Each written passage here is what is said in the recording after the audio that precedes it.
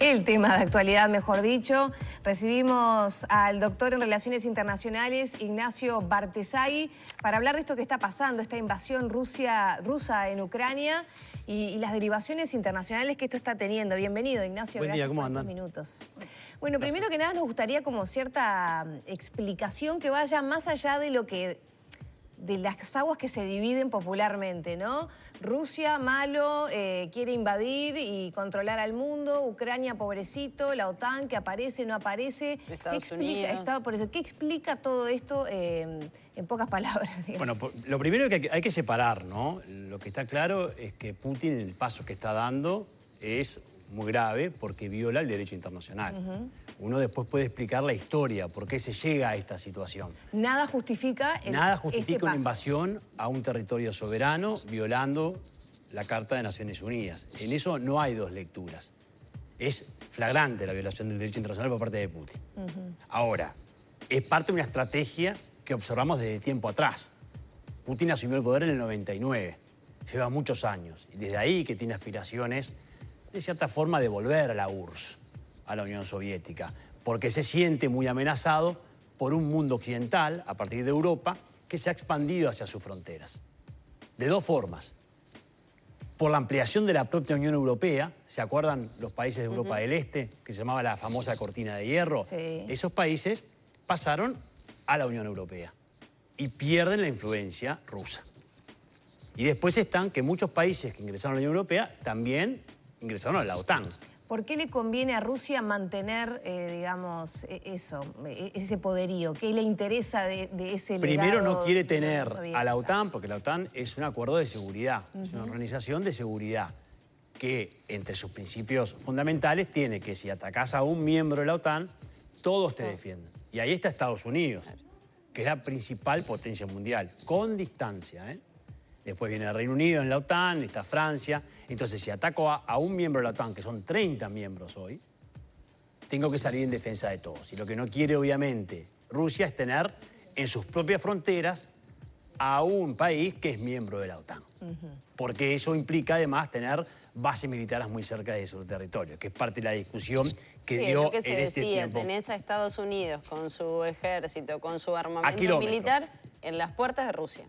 A kilómetros, en la puerta de Rusia. Ahora, Ucrania es el país más grande de Europa, bueno, quitando la parte territorial de Rusia, ¿no? O sea, y además es un país muy rico en recursos.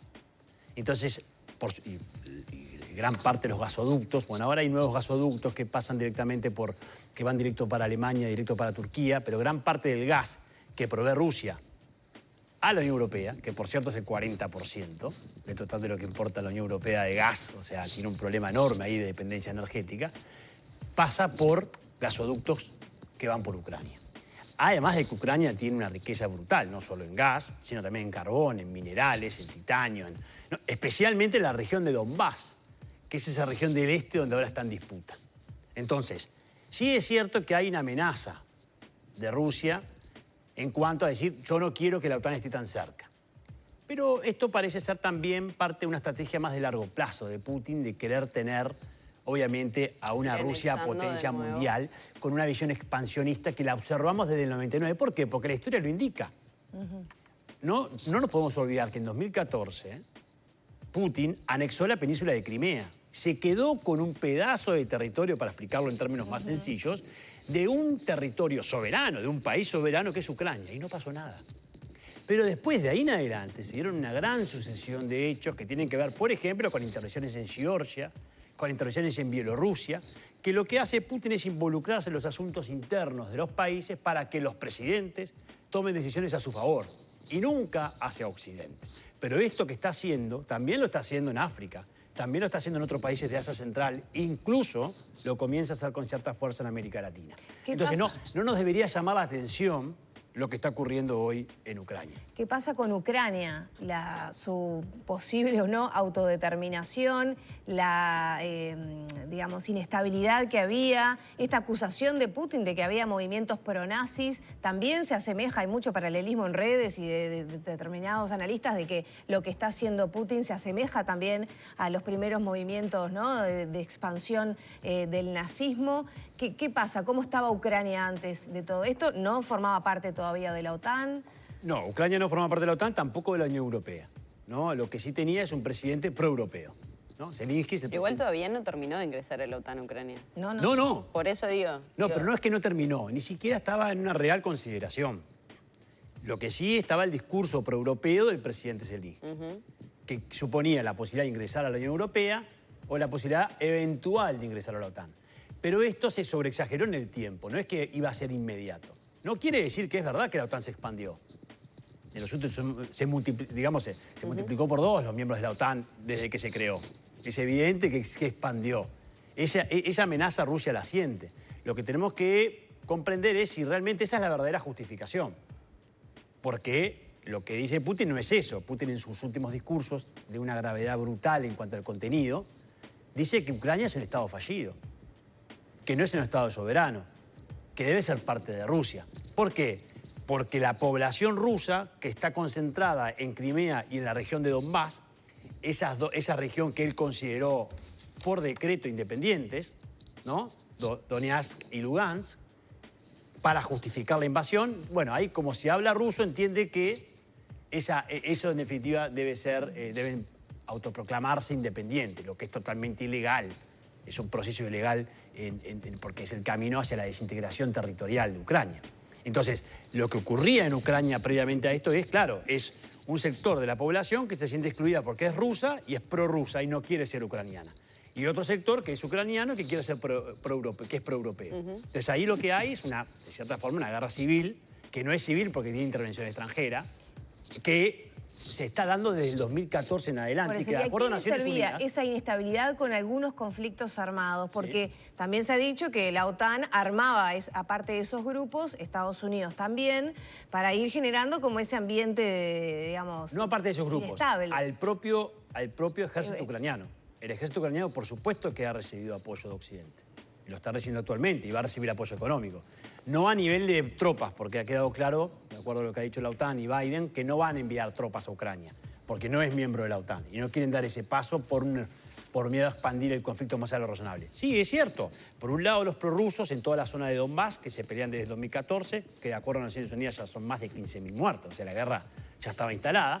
Ahí se dan los famosos acuerdos de Minsk, que se hablan bastante ahora, que son esos acuerdos de paz que buscaron, de cierta forma, contemplar cuáles eran las aspiraciones rusas en esas regiones, que tienen que ver con darle mucha autonomía. Y, por supuesto, el ejército ucraniano que combate esta región. ¿Y ahora qué hace Putin?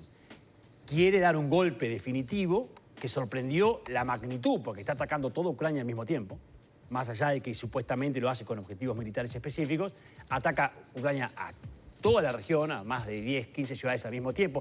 Ya están las puertas de Kiev, muy cerca del Parlamento, por tomar las autoridades.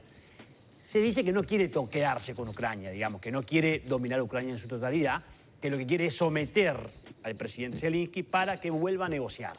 Y ahí sí contemplar lo que los acuerdos de Minsk proponía Putin, que era que se termine de consolidar la independencia de la península de Crimea en poder de Rusia y que en la región de Donbass sea más autónoma y que tenga la posibilidad. Además de que va a pedirle a Ucrania de que no ingrese a la Unión Europea y de que tampoco ingrese a la OTAN. Por lo tanto, va a quedar, entre comillas, ¿no? O sea, es una pérdida de soberanía total. Ahora, o sea, lo que se viene por delante es muy triste para Ucrania y para Europa.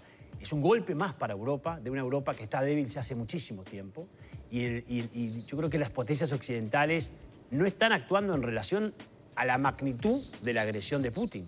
Estamos discutiendo ahora, vamos a reunirnos ahora por videoconferencia con la OTAN, vamos a tener la reunión del G7 que ya se está reuniendo, la Unión Europea ya anunció las primeras medidas económicas, pero mientras tanto, Putin está tomando Kiev con misiles. Ahí está, pero ¿qué sería responder a la altura de esto? ¿Generar una respuesta armada?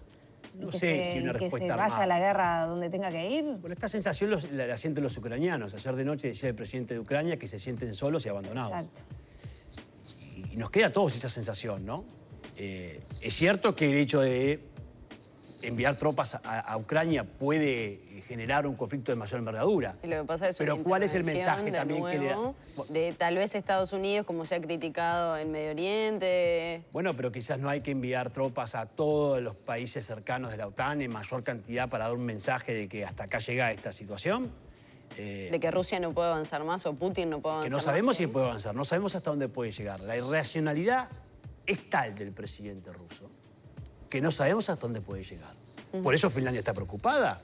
Finlandia tiene 1.400 kilómetros de frontera con Rusia y no es miembro de la OTAN. Y es un país que está en Europa y que es miembro de la Unión Europea. Entonces, estamos todos preocupados por la expansión de la OTAN, pero no estamos preocupados por la expansión de la propia Rusia en Europa.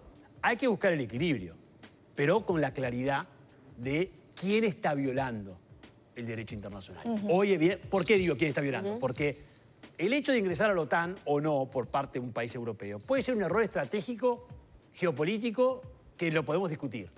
Pero es un derecho soberano ingresar a una organización. No es un derecho soberano invadir a otro país.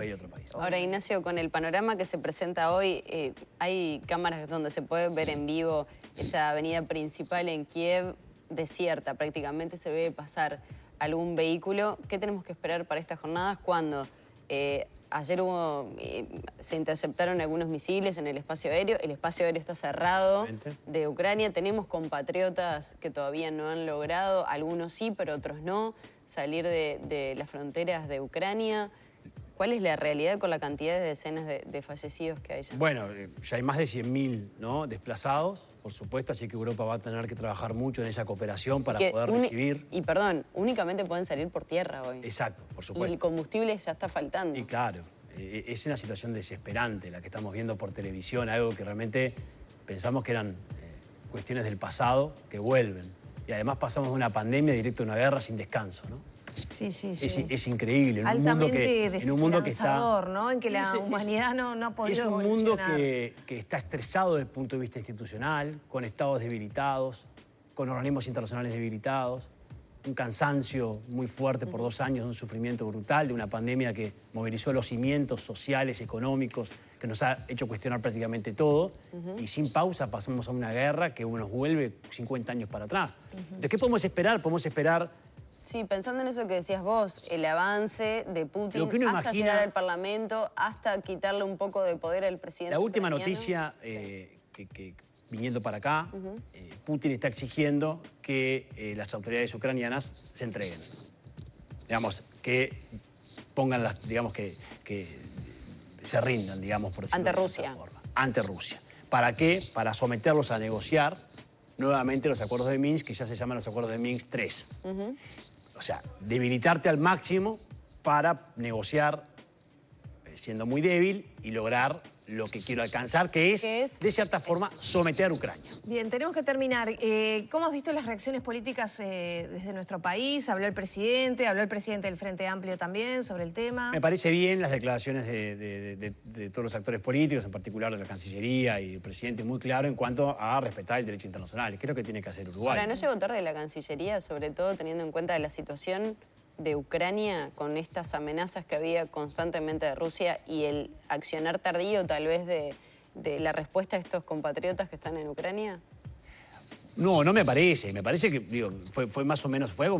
A partir de que se confirmó la invasión, al día siguiente estaba ya la declaración de la Cancillería. No veo ahí una demora. No, digo la intervención para ayudar a estos compatriotas. No, uno lo que podría, uno lo que podría decir es... Tuvieron que ir a recurrir a Brasil para que pudieran... Bueno, no, uno lo que podría decir es, que me parece que le pasó mucho a muchos países, es que como Biden venía diciendo que esto va a ocurrir, algunos decían que no ocurre, otros decían esto no va a ocurrir, esto más...